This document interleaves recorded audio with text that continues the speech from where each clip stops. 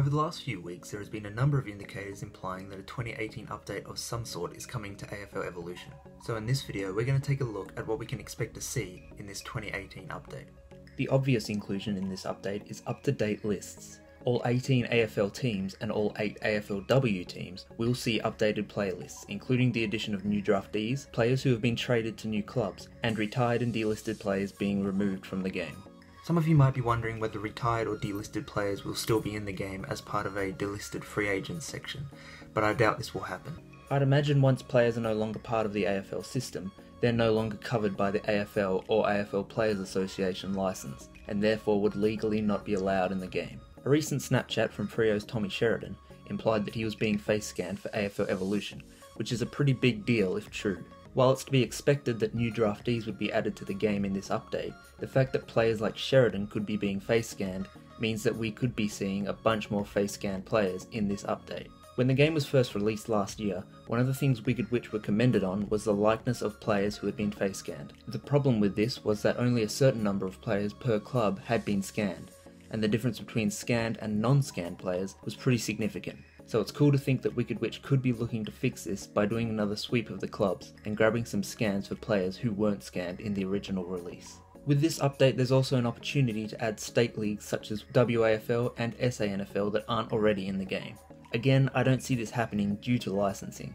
The leagues that are currently in the game are, I believe, all in some way covered under the AFL license, so it's sort of a one-for-all kind of deal. Whereas the WAFL and SANFL would probably be individual licenses, and maybe a bit more complicated to get the rights to. The game definitely needs some kind of unlicensed knockoff leagues to fill in for the absence of these state leagues, but I don't think we'll see anything like that until Evolution 2. So we can expect updated lists as well as new Guernseys and new fixtures for both regular and pre-season games. The big question is, will we see the addition of AFLX? For those who don't know, AFLX is a radical new addition to the AFL pre-season schedule that will see teams of 10 playing games on smaller rectangle-shaped fields. As this is a form of the game with largely altered rules, I kind of compare it to the discussions over the years about adding international rules to AFL video games. While I've never thought international rules was a possibility, largely because attempting to add something which is similar but still so different isn't the most practical use of resources. AFLX is probably in a similar boat here.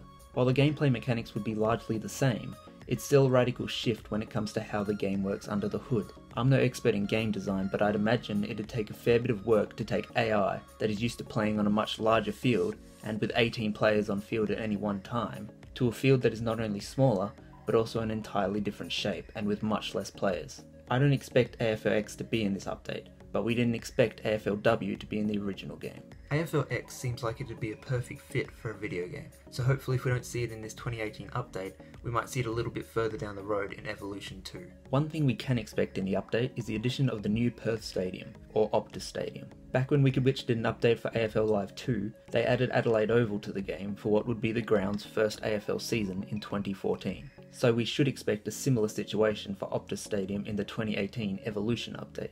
As for any other additions such as new game modes or changes to the gameplay, I'm not expecting any changes in that department. I think Wicked Witch managed to strike a happy medium with the previous patch and the addition of gameplay sliders, so I don't think we'll see any changes to gameplay or game modes until Evolution 2. So guys, let us know in the comments what you think about a 2018 update for AFL Evolution. What do you think we'll see? Do you think AFLX will be included? We'd love to hear your thoughts, so sound away in the comments below. Also be sure to like, subscribe, and check us out on our other social media platforms. You can find those links in the description box.